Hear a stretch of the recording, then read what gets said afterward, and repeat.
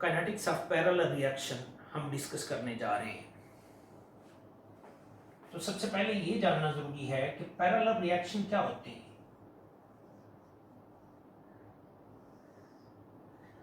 Parallel reactions को समझने के लिए आप इस पर्टिकुलर एग्जांपल पर गौर करें।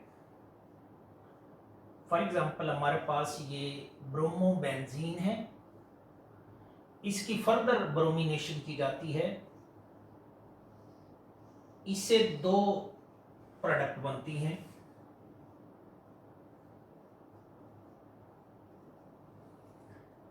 एक आर्थो प्रोडक्ट है और एक पैरा प्रोडक्ट है।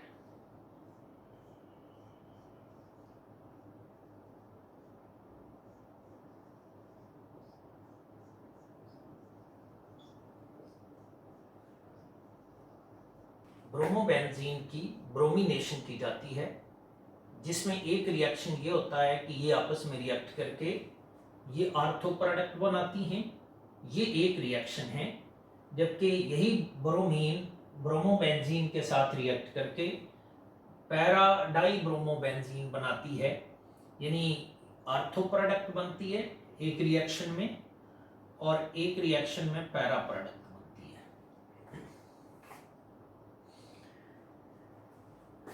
ये दो ब्रोमीन और ब्रोमोबेंजीन आपस में रिएक्ट करके एक रिएक्शन के जरिए आर्थो प्रोडक्ट बना रही हैं और यही आपस में रिएक्ट करके एक दूसरे रिएक्शन से पैरा प्रोडक्ट बना रही हैं।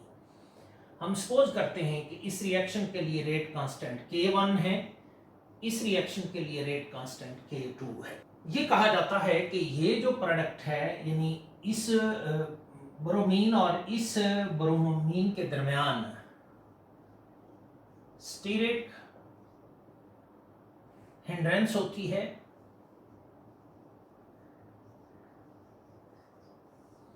जिसकी वजह से ये माइनर प्रोडक्ट होती है,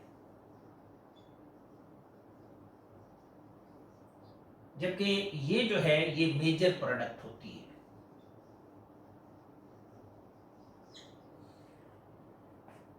वो रिएक्शन जिसमें मेजर प्रोडक्ट बनती है वो मेन रिएक्शन कहलाता है, और जिसमें ये माइनर प्रोडक्ट बनती है वो साइड रिएक्शन कहलाता है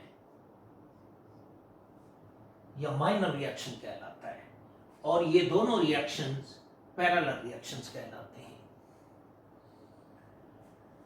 हम दरअसल काइनेटिक्स ऑफ पैरेलल रिएक्शंस में दिलचस्पी रखते हैं।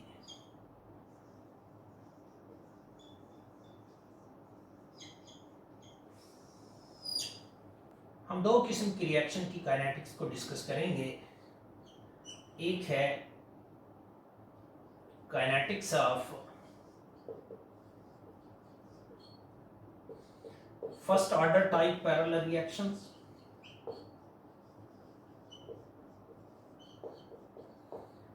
और हम डिस्कस करेंगे kinetics of second order type parallel reactions. तो सबसे पहले हम kinetics of first order type parallel reaction discuss करते हैं। Kinetics of first order type parallel reactions. हम सपोज करते हैं कि हमारे पास A कोई रिएक्टेंट है, ये एक रिएक्शन से प्रोडक्ट B में जा रहा है, जिसके लिए रेट कांस्टेंट K1 है, और ये एक दूसरे रिएक्शन से प्रोडक्ट C में जा रहा है, जिसके लिए रेट कांस्टेंट K2 है।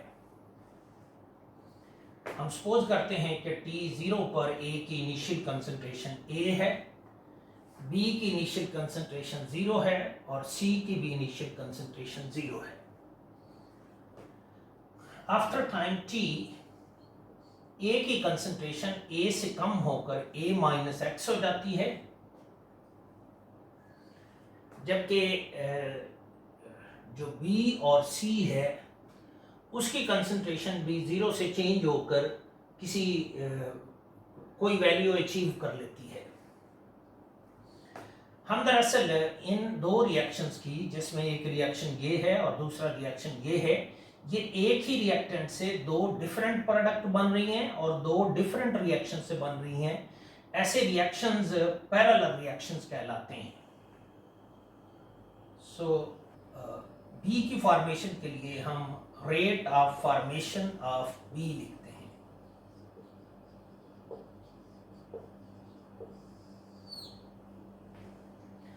ए बी में जा रहा है, so rate of formation of B or B is directly proportional to the available concentration of A.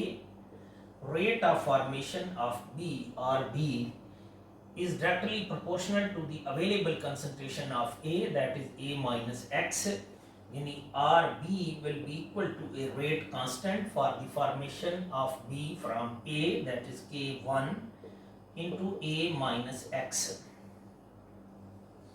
ये रेट लॉ एक्सप्रेशन है for the formation of B from A, जिसमें RB rate of formation of B है, K1 rate constant for the formation of B है, A minus X available concentration of reactant A है at any time T।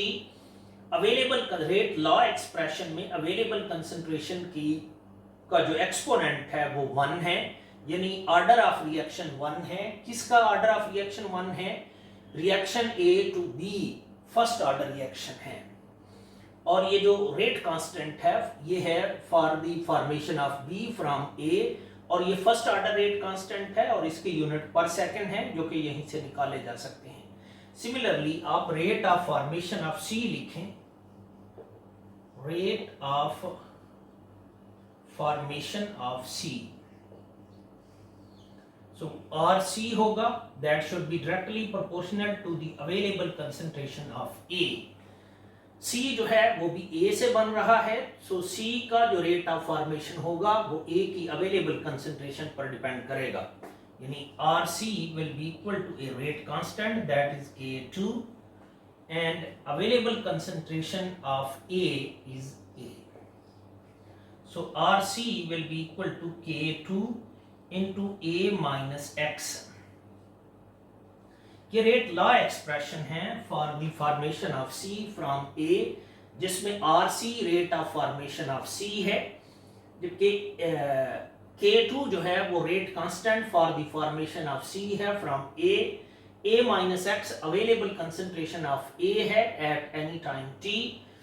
इस rate law expression में reactant की available concentration के exponent का जो सम है वो 1 है, इसलिए ऑर्डर ऑफ रिएक्शन 1 है। C की फॉर्मेशन भी फर्स्ट ऑर्डर प्रोसेस है, B की A से फॉर्मेशन भी फर्स्ट ऑर्डर प्रोसेस है, इसलिए ये दोनों फर्स्ट ऑर्डर रिएक्शंस हैं। Formation of B from A and formation of C from A both are first order reaction, इसलिए ये first order type parallel reactions हैं। ओवरऑल रेट ऑफ रिएक्शन क्या होगा? Overall rate of reaction, overall rate of reaction should be equal to rate of formation of B plus rate of formation of C. Overall rate of reaction dx over dt होगा। x से मुराद reactant की वो concentration है जो product में convert हुई है। सो dx over dt is the rate of reaction, rate of overall reaction, and RB को आपने लिखा है कि ये K1 इंटू A माइनस एक्स है। मैंने RB की वैल्यू इस एक्सप्रेशन से यहां पर पुट कर दी है। RC की वैल्यू आपके पास ये है, तो K2 into A minus x.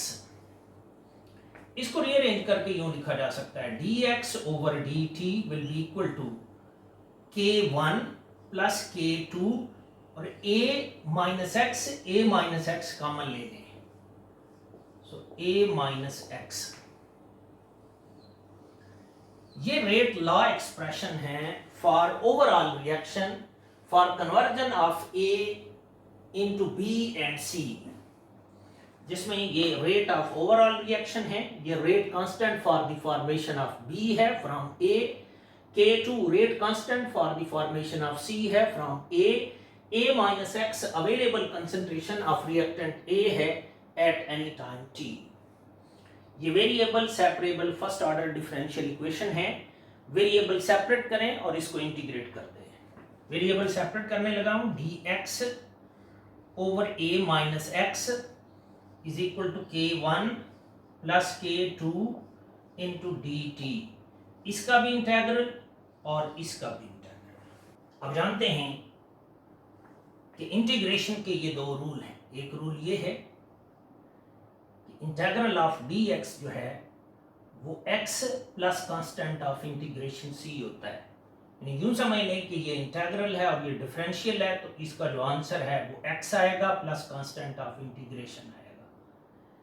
एक दूसरा रूल ये है कि 1 ओवर x का जो इंटेग्रल है ये natural log of x plus constant of integration c होता है। ये फार्मूला उस वक्त एप्लीकेबल होता है जब ये नीचे वाले फंक्शन का डेरिवेटिव इसके ऊपर मौजूद हो। मसलन x का derivative with respect to x वो 1 है, वो इसके ऊपर मौजूद है, तो इसको इंटीग्रेट करते वक्त डिनोमिनेटर का नेचुरल लॉग लिखते हैं प्लस कांस्टेंट ऑफ इंटीग्रेशन लिखते हैं। ये दो रूल मैं इस पर अप्लाई करने लगा हूं। Minus integral of -1 over a minus x into dx is equal to k1 plus k2 into dt। ये मैंने यहां पर भी माइनस लगाया और यहां पर भी माइनस लगाया, इसलिए कि a माइनस एक्स का जो डेरिवेटिव है, a माइनस एक्स का derivative with respect to x वो -1 है। यानी a का डेरिवेटिव 0 माइनस x का derivative with respect to x 1, तो d over dx of a minus x वो -1 है। यानी नीचे वाले फंक्शन का डेरिवेटिव -1 है, वो इसके ऊपर मौजूद होना चाहिए, इसलिए मैंने यहां भी माइनस लगाया और यहां पर भी माइनस लगाया।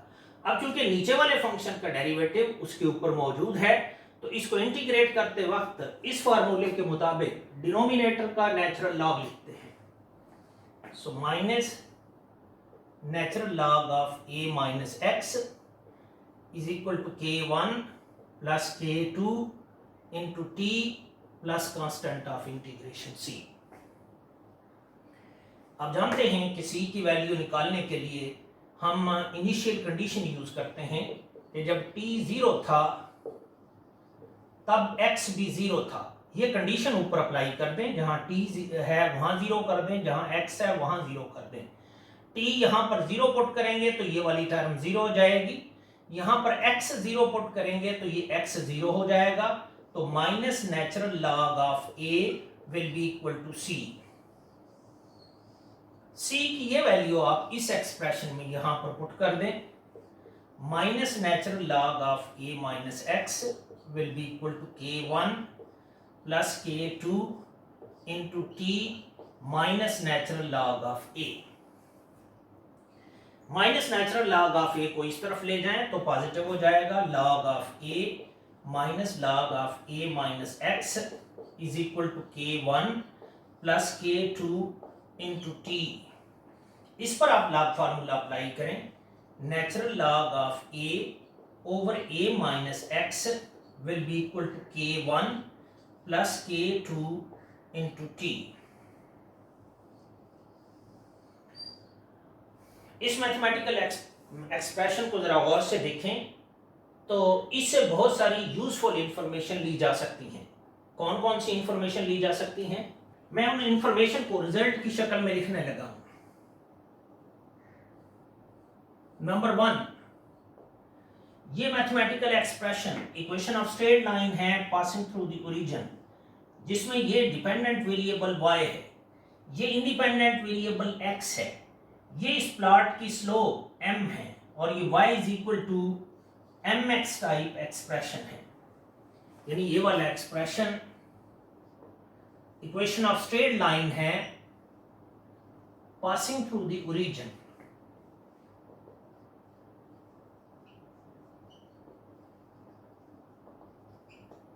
इसके अकॉर्डिंग अगर आप प्लॉट बनाएं तो प्लॉट को स्ट्रेट लाइन होना चाहिए और ओरिजिन से पास करना चाहिए। अलॉन्ग y एक्सिस हम natural log of a over a minus x लेंगे। अलॉन्ग x एक्सिस हम इंडिपेंडेंट वेरिएबल t लेंगे। ये जो प्लॉट है ये स्ट्रेट लाइन होगा, ओरिजिन से पास करेगा। इस प्लॉट की जो स्लोप है वो k1 प्लस k2 के इक्वल होगी।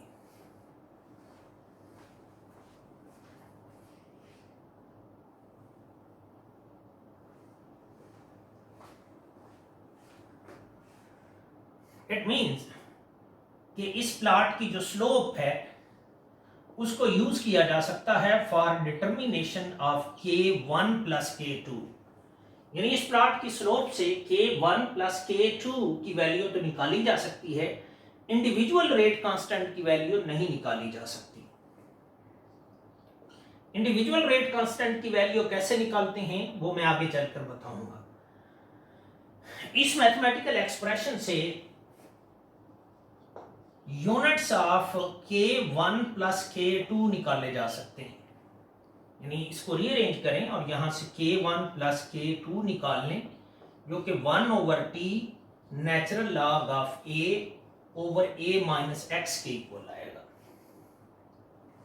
लॉग के अंदर जो क्वांटिटी है वो डायमेंशन लेस है, ये 1 ओवर t है और यही k1 प्लस k2 के यूनिट बताएगा और वो पर सेकंड होंगे, जो इस बात को इंडिकेट करेंगे कि जो ऑर्डर ऑफ रिएक्शन है A का B में कन्वर्ट होना या A का C में कन्वर्ट होना, दोनों केसेस में जो ऑर्डर ऑफ रिएक्शन है वो फर्स्ट ऑर्डर है, ऑर्डर ऑफ रिएक्शन 1 है। इस मैथमेटिकल एक्सप्रेशन को यूज किया जा सकता है for determination of expression of half-life period।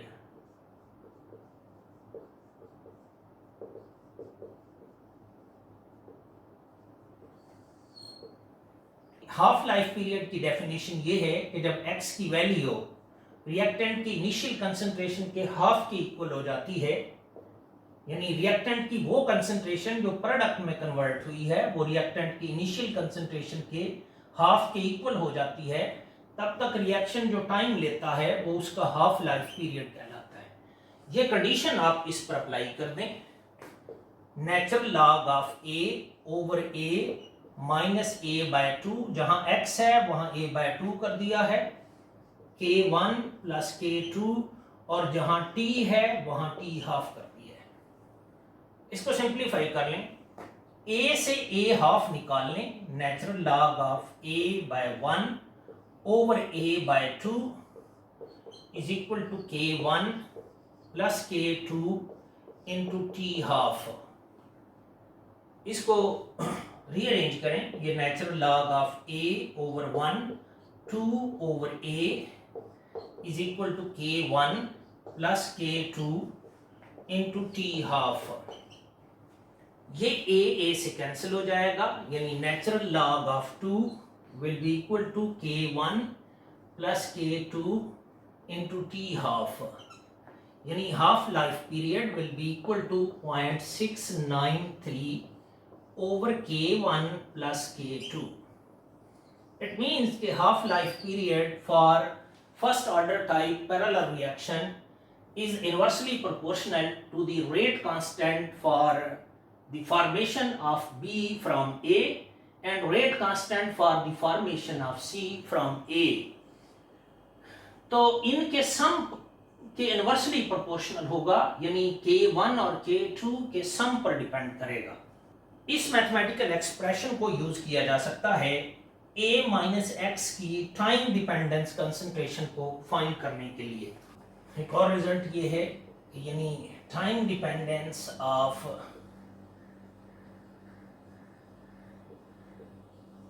A reactant है, इसकी कंसंट्रेशन टाइम के साथ वेरी करेगी क्योंकि A कंज्यूम हो रहा है, तो A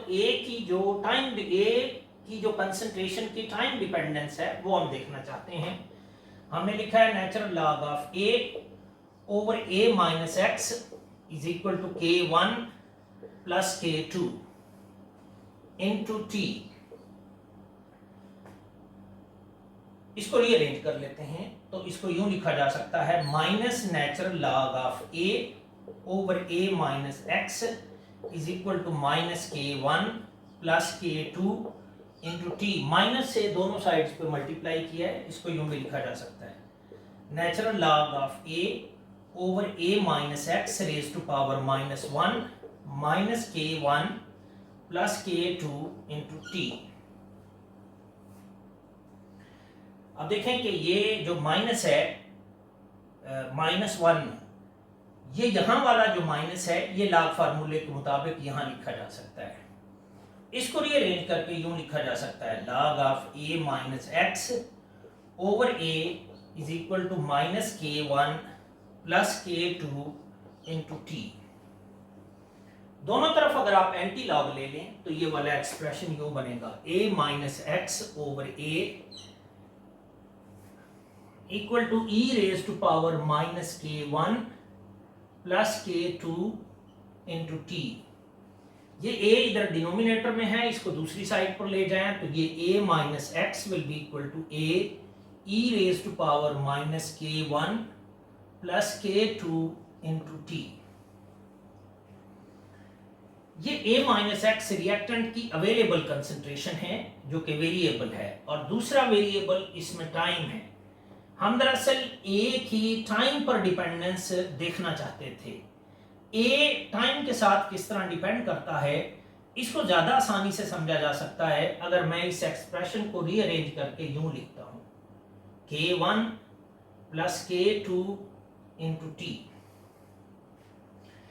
अब देखिए कि अगर t की वैल्यू को इधर से बढ़ाया जाए तो ये जो वैल्यू है ये बढ़ेगी, डिनोमिनेटर की वैल्यू बढ़ेगी तो ये जो a माइनस एक्स की वैल्यू है ये कम होगी, यानी t की वैल्यू के बढ़ने से a माइनस एक्स कम होगा और एक्सपोनेंशियली कम होगा। और नोट करें कि अगर t की वैल्यू 0 हो जाए तो ये e रेज टू पावर 0 1 होगा, then a minus x will be equal to a। It means कि t 0 पर रिएक्टेंट की कंसंट्रेशन मैक्सिमम होगी और वो a होगी। और ये कि अगर मैं t की वैल्यू को इंफिनिटी कर देता हूं तो ये a ओवर इंफिनिटी आंसर 0 होगा। इट मींस कि t के a को कंप्लीटली कंज्यूम करने के लिए इंफिनिटी टाइम चाहिए होगा। अब अगर a माइनस एक्स को मैं as a function of t plot करता हूं तो ये प्लॉट कैसा बनेगा? इंडिपेंडेंट वेरिएबल को अलोंग एक्स एक्सिस लेंगे जो कि t है, डिपेंडेंट वेरिएबल कंसंट्रेशन है और वो रिएक्टेंट की कंसंट्रेशन है उसको अलोंग y एक्सिस लेंगे। t0 पर a की जो इनिशियल कंसंट्रेशन है वो a है जब t 0 है, और ये with the passage of time exponentially decrease करेगी और t की वेरी लार्ज वैल्यू पर जाकर ये 0 हो जाएगी। यानी ये जो प्लॉट है ये a minus x as a function of t है।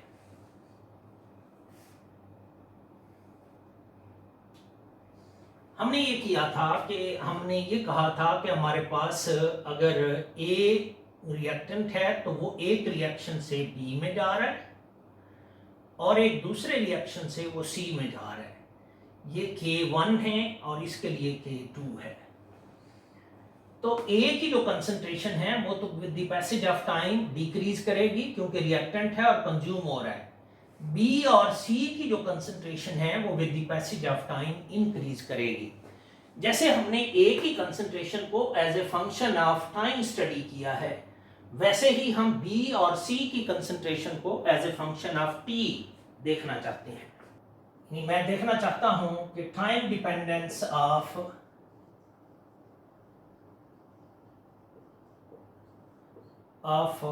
Concentration of B।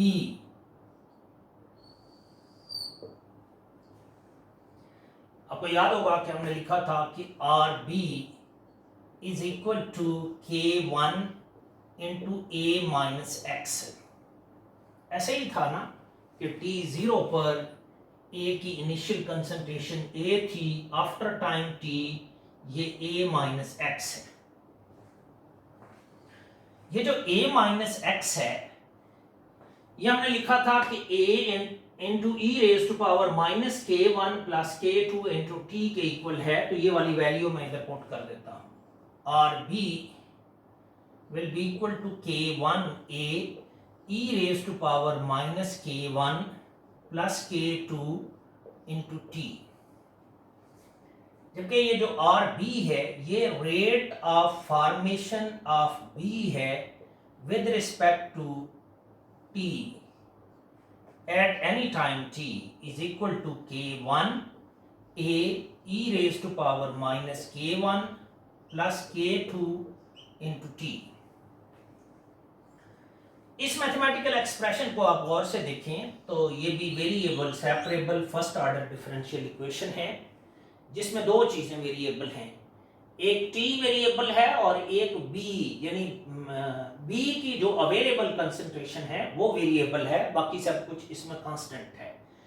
तो ये variable separable first order differential equation है। ऐसी डिफरेंशियल इक्वेशन को सॉल्व करने का तरीका ही होता है कि सबसे पहले वेरिएबल को सेपरेट किया जाता है और फिर इंटीग्रेशन की जाती है। मैंने कहा वेरिएबल इसमें b, concentration of b at any time t, और t इसमें वेरिएबल हैं, तो मैं ये dt इस तरफ ले जाता हूं और db को इधर रखता हूं। db at any time t will be equal to k1 a e raised to power minus k1 plus k2 into t into dt। इसका भी इंटेग्रल होगा और इसका भी इंटेग्रल।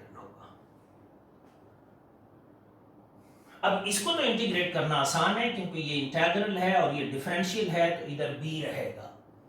जबकि इसको इंटीग्रेट करने के लिए हम इंटीग्रेशन का रूल यूज करेंगे, और वो रूल ये है कि मसलन integral of e raise to power x है, तो इसका आंसर है e raise to power x plus constant of integration c होता है। लेकिन ये फार्मूला तभी एप्लीकेबल होता है जब इस e की पावर का जो डेरिवेटिव है वो इधर मौजूद हो। मसलन x का derivative with respect to x 1 है, वो इसके आगे मौजूद है, तो इसको इंटीग्रेट करते वक्त e raise to power x ही लिखेंगे। लेकिन अगर सिनेरियो ये हो e raise to power ax हो, तो इस पर ये वाला फार्मूला अप्लाई करने के लिए जरूरी है कि इसकी पावर का डेरिवेटिव इसके आगे मौजूद हो। इसकी पावर है ax, उसका डेरिवेटिव a है, यानी इधर a होगा तो फिर ये वाला फार्मूला अप्लाई होगा। तो अगर इधर a लगाया है तो इधर 1/a करना पड़ेगा। अब चूंकि इसकी पावर का डेरिवेटिव a है, वो इसके आगे मौजूद है, तो इसको इंटीग्रेट करते वक्त e raise to power ax plus constant of integration रखेंगे, और ये जो 1/a है ये इधर आएगा। तो यही वाला जो रूल है वो हम यहां पर अप्लाई करेंगे, यानी इसको इंटीग्रेट करने के लिए ये जो e की पावर है इसका डेरिवेटिव इसके आगे मौजूद होना चाहिए। तो ऐसा करने के लिए मैं इसको रीअरेंज करने लगा हूं। db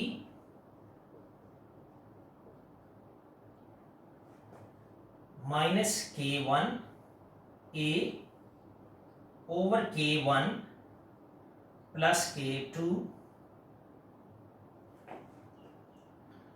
into e raise to power minus k1 plus k2 into t minus k1 plus k2 into dt। मैंने माइनस k1 प्लस k2 से इधर मल्टीप्लाई भी किया है और उसी को इधर डिवाइड भी किया है, क्योंकि ये और ये कैंसिल हो जाएंगे तो वही वाला आंसर बनेगा। लेकिन ऐसा क्यों किया है कि ये जो पावर है minus k1 plus k2 into t, इसका derivative with respect to t लें तो वो माइनस k1 प्लस k2 आता है, वो इस e के आगे मौजूद होना चाहिए, तब ये वाला फार्मूला इस पर अप्लाई होगा। अब चूंकि e की पावर का डेरिवेटिव उसके आगे मौजूद है, तो इसको इस रूल के तहत सॉल्व करेंगे। तो इसको इंटीग्रेट करेंगे, इधर b रहेगा क्योंकि ये इंटीग्रल है और ये डिफरेंशियल है, -k1a over k1 plus k2 e raise to power -k1 plus k2 into t, क्योंकि e की पावर का डेरिवेटिव उसके आगे मौजूद है, तो इसको इंटीग्रेट करते वक्त e raise to power something जो भी है वही लिखेंगे, प्लस कांस्टेंट ऑफ इंटीग्रेशन लिखेंगे। आप जानते हैं कि कांस्टेंट ऑफ इंटीग्रेशन की वैल्यू फाइंड करने के लिए हम इनिशियल कंडीशन यूज करते हैं।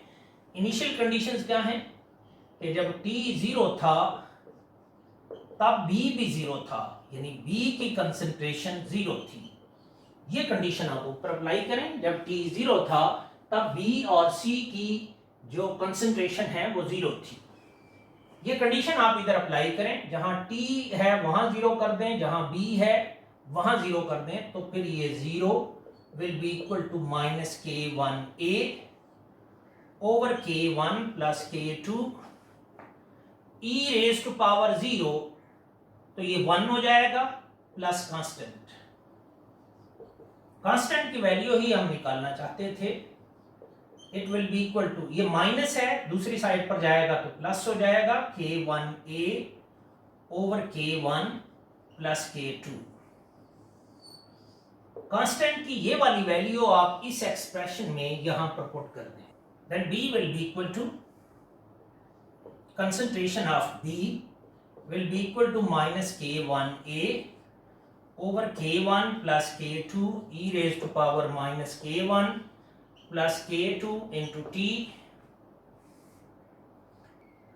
कांस्टेंट की वैल्यू जब आप यहां पर पुट करेंगे तो यहां पर आएगा plus k1a over k1 plus k2। यहां से कुछ कॉमन आता है तो कॉमन निकाल लेते हैं, b as a function of t will be equal to k1a over k1 plus k2, यहां पर 1 रहेगा, minus e raised to power -k1 plus k2 into t।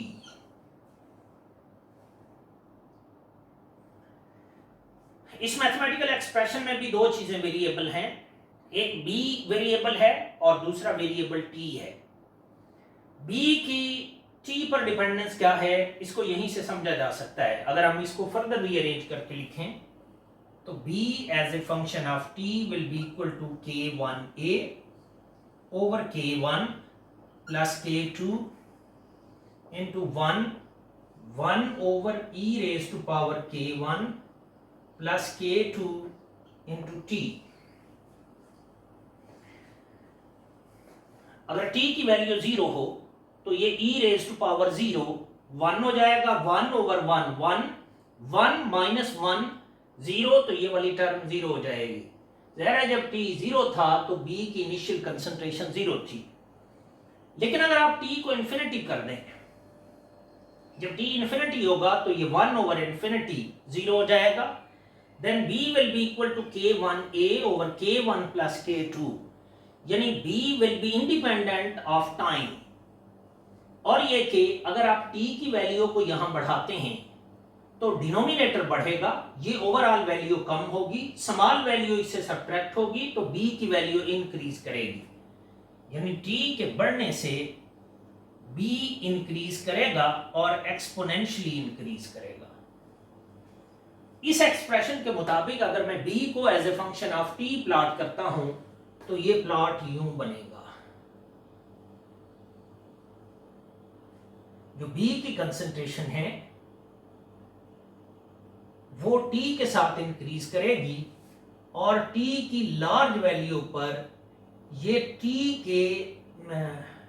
Axis के पैरेलल हो जाएगी और t इंफिनिटी पर b की जो मैक्सिमम पॉसिबल वैल्यू होगी वो k1a over k1 plus k2 के इक्वल होगी।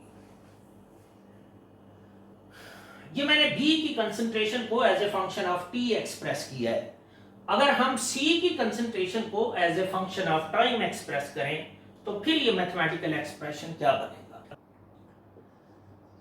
और C is equal to K2 into A minus x, ये DC over dt, K2 A की available concentration A e raise to power minus K1 plus K2 into T है। ये भी variable separable first order differential equation है। Variable इसमें C और T है, variable separate करें और इसको इंटीग्रेट कर दें, यानी DC will be equal to K2A e raise to power minus K1 plus K2 into T into dt, इसका भी इंटेग्रल और इसका भी इंटेग्रल। इसको यूं लिखा जा सकता है, integral of DC will be equal to minus K2A over K1 plus K2 integral of e raised to power minus K1 plus K2 T minus K1 plus K2 into dt। मैं ये चाहता हूं कि e की power का जो derivative है वो इसके आगे मौजूद हो, इसके लिए मैंने माइनस K1 प्लस K2 किया है और वही मैंने इधर भी लिखा है ताकि ये और ये कैंसिल हो जाए। तो अब मैंने फार्मूले की रिक्वायरमेंट पूरी कर दी है, तो इसको इंटीग्रेट कर दें। ये इंटेग्रल है, ये डिफरेंशियल है, तो ये C आएगा minus K2A over K1 plus K2 e raised to power minus K1 plus K2 into T plus constant of integration। अब जानते हैं कि कांस्टेंट ऑफ इंटीग्रेशन की वैल्यू इनिशियल कंडीशन यूज करके निकाली जा सकती है। इनिशियल कंडीशन ये थी कि जब T 0 था तब C भी 0 था, यानी प्रोडक्ट C की कंसंट्रेशन T 0 पर 0 थी। तो इनिशियल कंडीशन ये हैं कि जब T 0 था देन C भी 0 था। ये कंडीशन आप यहां पर अप्लाई करें, then 0 will be equal to T 0, तो ये e रेज टू पावर 0 1 हो जाएगा minus K2A over K1 plus K2 plus constant of integration. ये e इधर 0 होगा तो ये e रेज टू पावर 0 वो 1 होगा, इसलिए मैंने इधर नहीं लिखा। तो यहां से कांस्टेंट की वैल्यू निकाल 2A over K1 plus K2 के इक्वल आएगी। कांस्टेंट की ये वाली जो वैल्यू है ये आप इस एक्सप्रेशन में यहां पर पुट कर दें, then concentration of C at any time t will be equal to minus K2A over K1 plus K2 e raised to power minus K1 plus K2 into T plus constant की value है K2A over K1 plus K2। इसमें से जो कुछ common आता है वो common निकाल लें, then C will be equal to K2A over K1 plus K2 into ये 1 रहेगा minus 1 over e raise to power K1 plus K2 into T हो जाएगा। इसमें आप देखिए कि ये concentration of C at any time T है और ये इसमें T है। C और T इसमें वेरिएबल हैं, आपने C को as a function of T express कर दिया है। आप नोट करें कि अगर T की वैल्यू 0 हो तो ये e रेज टू पावर 0, ये वाली जो टर्म है ये 1 हो जाएगी, 1 ओवर 1 हो जाएगा, 1 माइनस 1 तो ये सारी टर्म 0 हो जाएगी, यानी जब t 0 था तब c भी 0 था। और अगर t इंफिनिटी हो जाए, t को इंफिनिटी कर दें तो ये 1 ओवर इंफिनिटी ये वाली टर्म 0 हो जाएगी, then c will be equal to K2A over K1 plus K2, यानी c इंडिपेंडेंट ऑफ टाइम हो जाएगा। और अगर आप c की वैल्यू को यहां बढ़ाते हैं तो ये डिनोमिनेटर की वैल्यू बढ़ती है, ये ओवरऑल वैल्यू कम होती है, कम वैल्यू इससे सबट्रैक्ट होगी तो c की वैल्यू इंक्रीज करेगी, यानी t के इंक्रीज करने से c की जो कंसंट्रेशन है वो इंक्रीज करेगी और एक्सपोनेंशियली इंक्रीज करेगी। यानी अगर मैं सी को as a function of T plot करता हूं तो ये वाला जो प्लॉट है ये यूं बनेगा,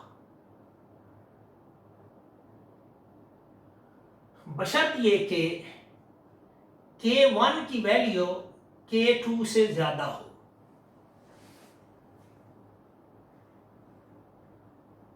अगर K2 की वैल्यू K1 से ज्यादा हो तो फिर ये जो C वाली कर्व है ये B के ऊपर आएगी। यानी आपने C की concentration as a function of time express कर दी, आपने A की concentration as a function of time express कर दी, आपने B की कंसंट्रेशन को भी as a function of time express कर दिया। आप इस मैथमेटिकल एक्सप्रेशन को देखें और इस मैथमेटिकल एक्सप्रेशन को देखें, एक को दूसरे पर डिवाइड करते हैं। फॉर एग्जाम्पल मैं B ओवर C निकाल लेता हूं, B की वैल्यू मेरे पास ये है, C की वैल्यू मेरे पास ये है। आप B और C की ये वाली वैल्यूज इधर पुट कर दें और फिर आप देखें कि B की वैल्यू आपके पास है K1A over K1 plus K2 into 1 minus e raise to power K1 plus K2 with negative sign into T। ये मैंने B की वैल्यू लिखी है, नीचे मैं C की वैल्यू लिखने लगा हूं, K2A over K1 plus K2 1 minus e raise to power minus K1 plus K2 into T। ये वाली टर्म सारी और ये कैंसिल हो जाएगी, ये और ये कैंसिल हो जाएगा, A और A कैंसिल हो जाएगा। तो ये जो B ओवर C है ये इक्वल आ जाएगा K1 ओवर K2 के। आपको याद होगा कि आपने log of A over A minus x को as a function of T plot किया था।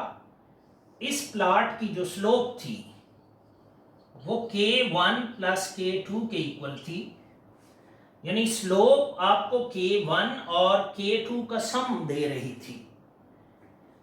जबकि ये B की कंसंट्रेशन है रिएक्शन वेसल के अंदर एट एनी टाइम T, ये C की अवेलेबल कंसंट्रेशन है एट एनी टाइम T।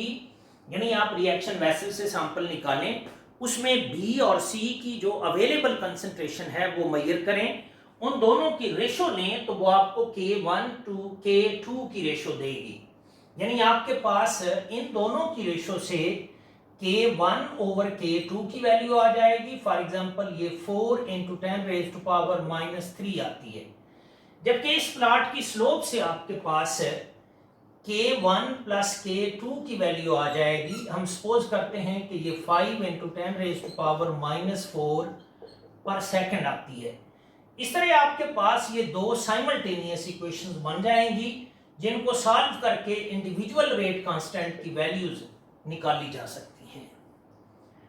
अगर आपने K1 निकाल लिया और K2 निकाल लिया तो आप ये प्रिडिक्ट कर सकते हैं कि ये जो A, B और C में जा रहा है, जिसके लिए रेट कांस्टेंट की वैल्यू हाई होगी वो मेन रिएक्शन होगा, जिसके रेट कांस्टेंट की वैल्यू लो होगी वो साइड रिएक्शन होगा।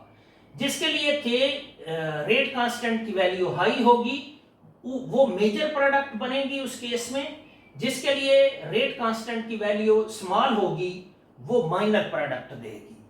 आप ना सिर्फ ये प्रिडिक्ट कर सकते हैं कि कौन सा साइड रिएक्शन है और कौन सा मेन रिएक्शन है, बल्कि आप ये भी प्रिडिक्ट कर सकते हैं कि B और C की जो परसेंटेज यील्ड है वो क्या होगी, वो कैसे निकाली जा सकती है वो मैं आपको बताता हूं। यील्ड ऑफ B कैसे निकालेंगे उसके लिए रूल ये है, फाई B जो होगा वो K1 over K1 plus K2 के इक्वल होगा। अगर आपने परसेंटेज यील्ड ऑफ B निकालनी है तो ये K1 over K1 plus K2 multiplied by 100 कर देंगे। अगर आपने यील्ड ऑफ C निकालनी है तो ये phi C will be equal to K2 over K1 plus K2, और अगर आप फाई C की परसेंटेज यील्ड निकालते हैं तो ये K2 over K1 plus K2 multiplied by 100 होगा। यानी रेट कांस्टेंट की वैल्यू से आप जो प्रोडक्ट B और C है उसकी परसेंटेज यील्ड भी निकाल सकते हैं।